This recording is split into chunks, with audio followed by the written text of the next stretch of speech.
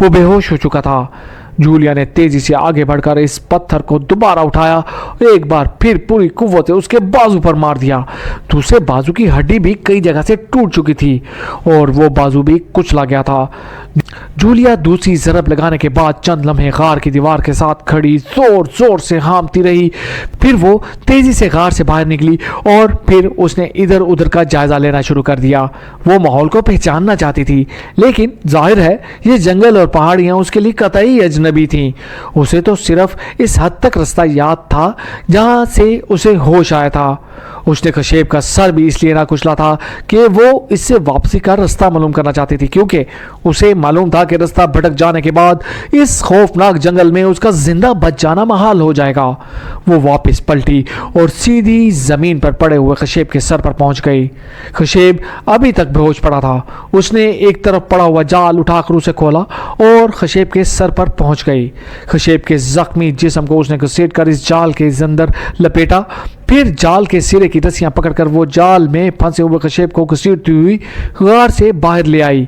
अब उसने ये फैसला किया था कि खशेब को इसी तरह घसीटती हुई साथ ले जाएगी, क्योंकि खशेब इस कदर वजनी था कि वो उसे उठा कर ना सकती थी और लात या बाजू पकड़कर उसे पकड़कर घसीटने के लिए उसे मुसलसल झुकना पड़ा था। ऐसी हालत में सफर नामुमकिन हो जाता। अब उस जाल की वजह से वो उसे आसानी से घसीट कर साथ ले जा सकती थी, ताकि खशेब उसे साथ साथ रास्ता बताता रहे। वैसे उसने फैसला कर लिया था कि अगर खशेब ने जरा बराबर भी एहतजाज किया तो वो उसे किसी गहरी खाई में फेंक देगी। उसे यकीन था कि किसी गहरी खाई में जिंदा दफन होकर मरने की खौफ से खशेब उसे लाजमन उसे रास्ता बताने पर मजबूर हो जाएगा। वो बेहोश खशेब को घसीटती हुई गार से बाहर आई और फिर नीचे उतरती चली गई। नीचे उतरने की वजह से उसे खशेब को घसीटने के लिए ज़्यादा जोर लगाना पड़ा था, बल्कि अब खशेब का भारी जिस्म उसे घसीट कर उसे नीचे ले जाया जा रहा था, क्योंकि इतराई की वजह से जाल में लिपटा हुआ खशेब का जिस्म उसने अपने आगे रखा हुआ था। थोड़ी देर झाड़ियों और घास में घसीटने के बाद खशेब को होश आ गया और वो बुरी तरह कराहने लगा, लेकिन जूलिया ने उसकी तरफ तवज्जो ना दी।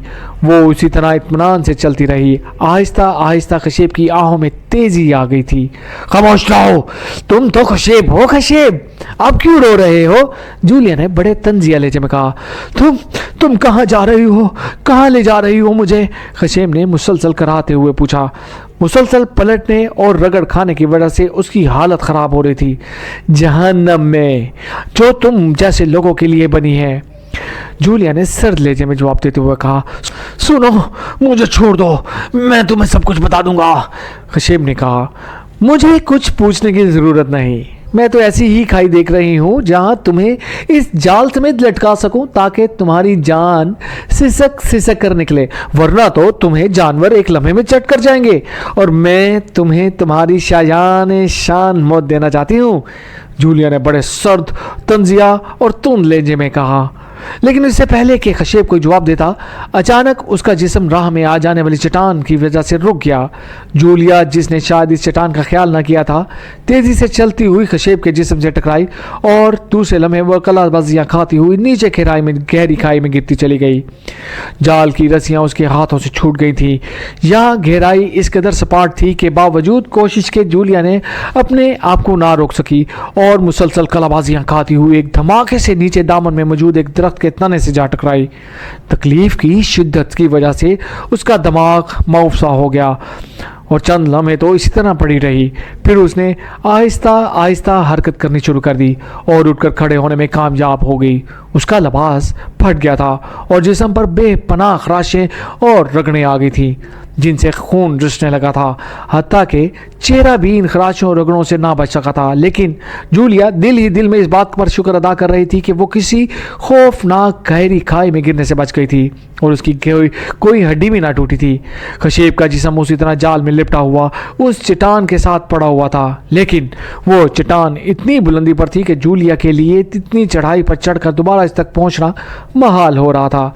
लेकिन जूलिया दोबारा चढ़ाई चढ़ने पर मजबूर थी, क्योंकि उस रास्ते के मुतालिक तो खशेब ही उसे बता सकता था। चनांचे वो कराती हुई दोबारा ऊपर चढ़ने लगी ताकि खशेब को नीचे ला सके। अभी उसने आधी चढ़ाई ही तय की थी कि यखलक ने खौफनाक चीख सुनकर वो टटक रुक गई। ये गैर इंसानी चीख ऊपर उस जगह से आई थी जहां खशेब का जिस्म मौजूद था। दूसरे लम्हे जूलिया के जिस्म में खौफ की लहरें सी दौड़ने लगीं। उसने एक स्याह रंग के कोवी हैकल रीछ को एक चट्टान से छलांग लगाकर इस जगह पहुंचते हुए देखा जहां खशेब का जिस्म पड़ा था।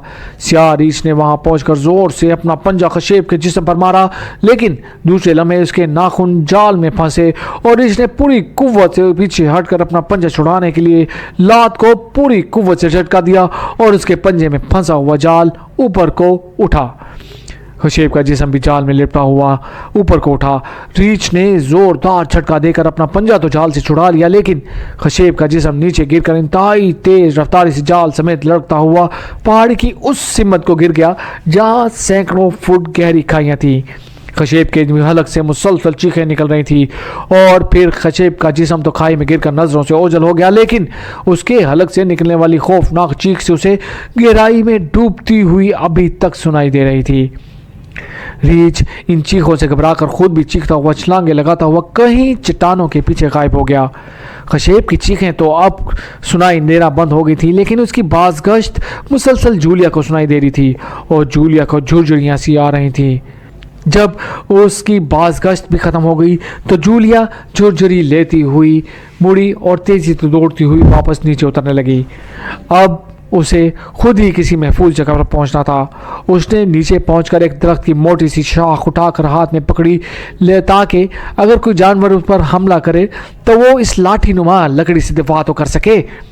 वो अब उस तरफ को जा रही थी जहां उसे होश आया था, लेकिन वहां पहुंचकर वो रुक गई।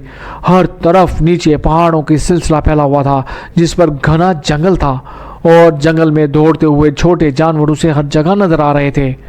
वो अब सोच रही थी कि किस तरह से राय तक पहुंचे। चंद लम्हे सोचने के बाद उसने यही फैसला किया कि वो यहाँ की सबसे ऊंची चोटी पर चढ़कर इर्द गिर्द के इलाके को चेक करे। शायद कोई इंसानी इबादी या सराय वगैरह नजर आ जाए और फिर उसे यकीन था कि इमरान और उसके साथी लाजमन उसे तलाश कर रहे होंगे।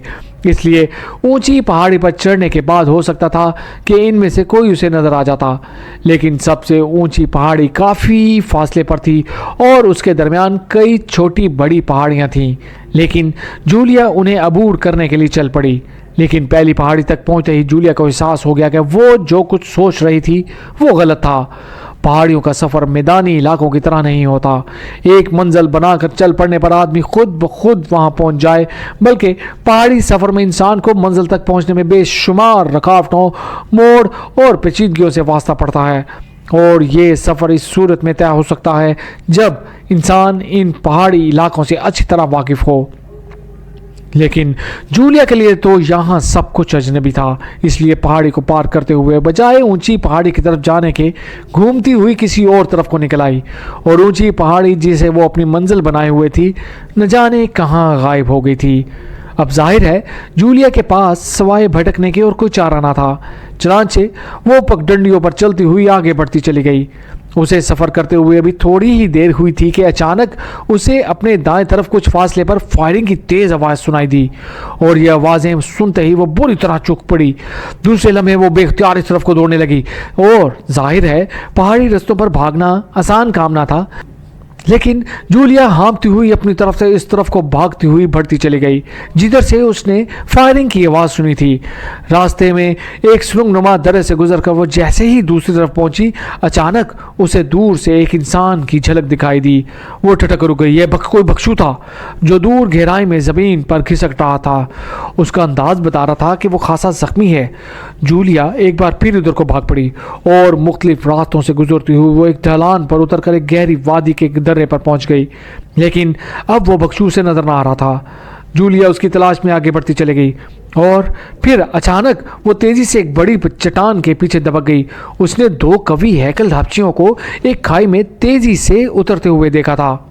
गो के फासला काफ़ी था, लेकिन उसके बावजूद जूलिया उसके चेहरे पर खूबी देख रही थी।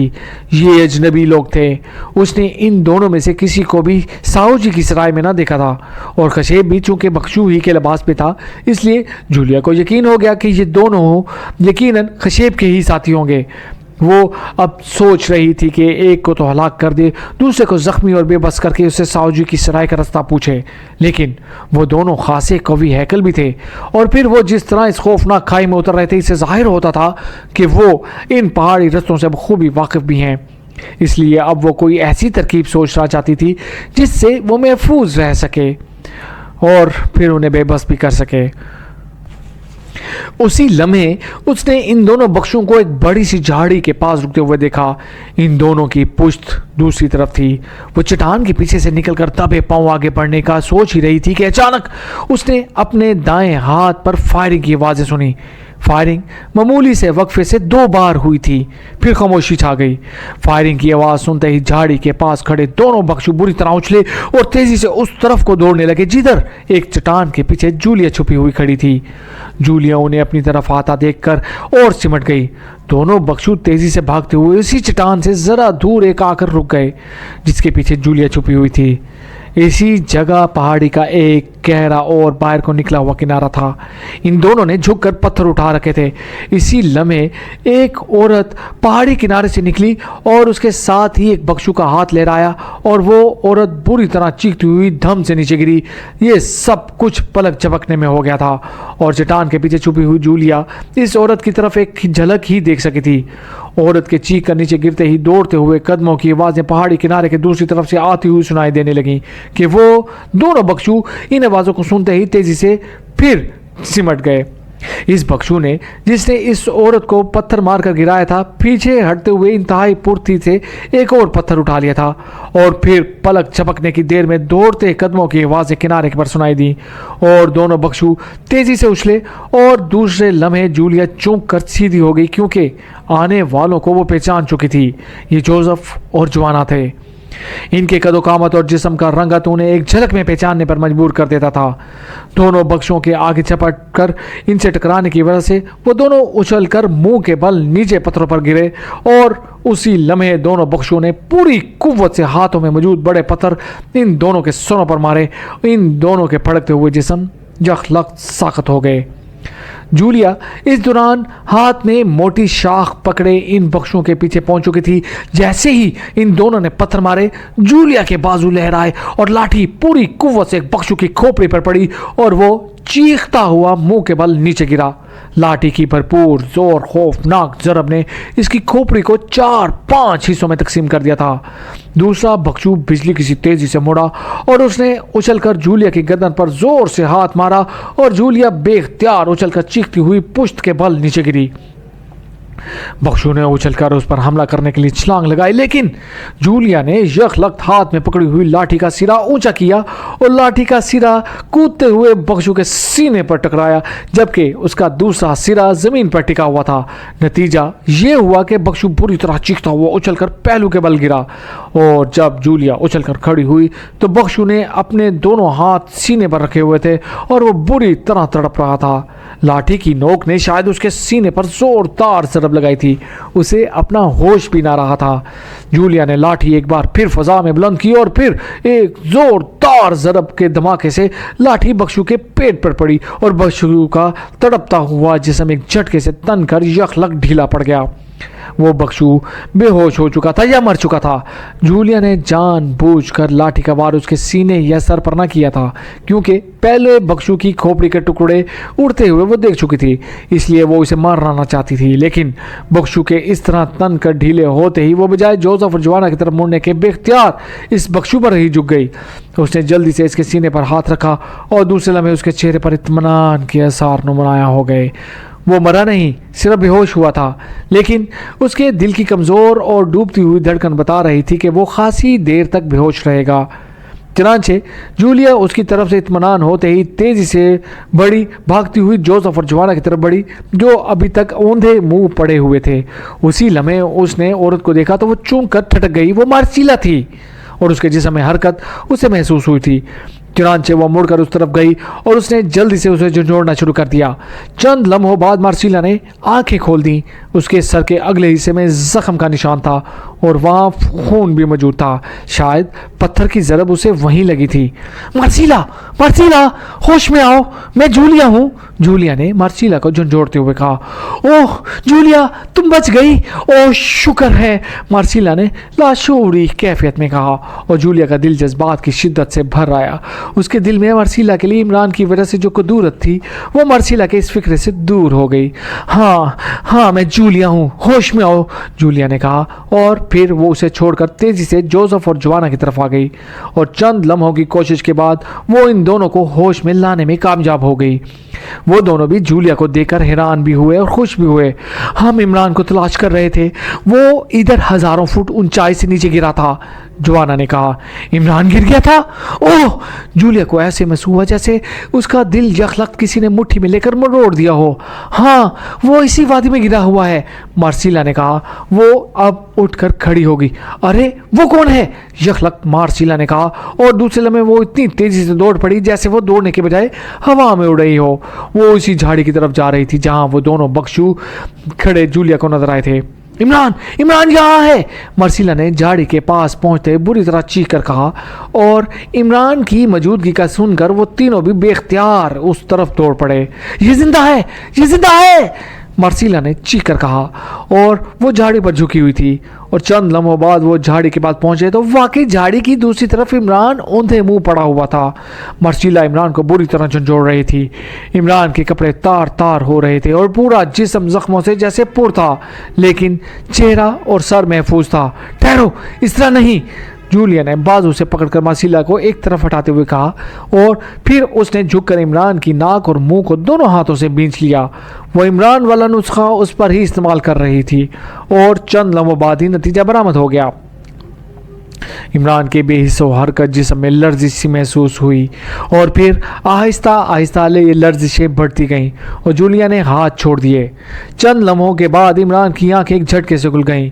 जूलिया ने उसे पकड़कर सीधा कर दिया था ताकि उसे आसानी से होश में लाया जा सके। खूबसूरत और दो वाह अल्लाह मियाँ, तुम्हारा वादा सच्चा है, इमरान ने बुड़बुड़ाते हुए कहा। उसकी आंखों में यखलख्त चमक सी उभर आई थी। इमरान, होश में आओ, जूलिया ने तेज लेकिन पुरजोश लहजे में कहा। अरे ये तो जूलिया की आवाज़ है। अरे तो क्या जन्नत में भी अल्लाह मियाँ ने जूलिया की आवाज़ वाली हूर भेज दी है, इमरान ने कहा। बॉस बॉस, होश में आओ, उसी लम्हे जोआना ने इंतहाई जज्बाती लहजे में कहा। ओ तो ये सारे ही यहाँ पहुँच गए, जोसेफ भी? चलो यहाँ तो शराब की कमी ना होगी, बेशक 10 बोतलें ले लाए, इमरान ने कहा। और दूसरे लम्हे उसने उठने की कोशिश की और जूलिया और मार्सिला दोनों बेक वक्त झुकी और दोनों ने इमरान को दोनों तरफ से सहारा देकर उठने में मदद की। वाह, ये तो वाकई बड़ी खिदमत गुजार हो रहे हैं। मैं ख्वामख्वाह दुनिया में मौत से भागता रहा, इमरान ने उठते हुए कहा। ये हो रहे नहीं मास्टर, मार्सिला और जूलिया हैं, जोआना ने मुस्कुराते हुए कहा। अरे अरे तुम सब? ओ तो मैं ख्वामख्वाह ही खुश हो रहा था, इमरान ने कहा। और अब वो उठकर खड़ा हो गया था लेकिन उसके जिस्म का तवाज़ुन दुरुस्त ना हो रहा था। मेरी पिंडली की हड्डी टूट गई है, मुझे बिठा दो, इमरान ने होंठ पीसते हुए कहा। और जूलिया के साथ साथ जोसेफ और जोआना के चेहरे पर भी बुरी तरह लटक गए। इमरान बेकार हो चुका था। जाहिर है पिंडली की हड्डी टूटने के बाद इमरान सिर्फ एक लाश की तरह जिंदा रह सकता था। चलो शुक्र है तुम्हारी जान तो बच गई, वरना जिस तरह तुम इतनी ऊंचाई से गिरे थे तुम्हारी एक हड्डी भी सलामत ना रहती, मार्सिला ने होंठ बीचते हुए कहा। रास्ते में एक झाड़ी से मेरे पैर उलझ गए थे और मेरी रफ्तार कम हो गई और जब मैंने पैर छुड़ाए तो मैंने कलाबाजी खाकर सीधा खड़ा होना चाहा, लेकिन मेरी दोनों पिंडलियां एक चट्टान के बाहर निकले हुए हिस्से से टकरा गईं और दोनों पिंडलियों की हड्डियां टूट गईं। मैंने घिसट कर ऊपर चढ़ने की कोशिश की लेकिन इस झाड़ी के पास पहुंचने के बाद बस झाड़ी रह गई और मैं। और हाँ, तुम सब कैसे इकट्ठे हो गए? जूलिया, तुमने नहीं बताया, तुम यहाँ कैसे पहुँच गई? और वो बख्शू जो तुम्हें उठा कर ले गया था, उसका क्या हुआ? इमरान ने बड़े मुतमिन लहजे में कहा। उसके लहजे से हरगिज़ महसूस ना होता था कि उसकी हालत ख़राब है। जवाब में जूलिया ने खशेब के साथ होने वाली लड़ाई और यहाँ तक पहुँचने और इन दोनों बख्शियों पर हमले की पूरी तफसील बता दी। ओह, तो तुमने दोनों को मार डाला? इमरान ने चूक कर कहा। नहीं, एक बेहोश पड़ा हुआ है, जूलिया ने इस चट्टान के किनारे की तरफ इशारा करते हुए कहा। और तुम उसे अकेला छोड़कर मेरी मिजाज पुरसी के लिए यहाँ खड़े हुए हो? इमरान ने तल्ख लहजे में कहा। मैंने उसे चेक कर लिया था, वो जल्दी से होश में आने वाला ना था, जूलिया ने सर हिलाते हुए जवाब दिया। जोआना, तुम उसे उठाकर यहाँ ले आओ, अब वो ही बताएगा सारा खेल क्या है। और जोसेफ, तुम वो बूटी देखी हुई है जो ऊँट की भी हड्डी जोड़ देती है? इमरान ने जोआना को मुखातब करने के बाद जोसेफ की तरफ रुख बदलते हुए कहा। ऊँट की हड्डी? ओह यस बॉस, अब मुझे याद आ गया, वो जर्द रंग की शाखें होती हैं। मुझे उसका नाम भूल गया है, उसका सफूफ तो फौरन हड्डी जोड़ देता है, जोसेफ ने चुगते हुए कहा।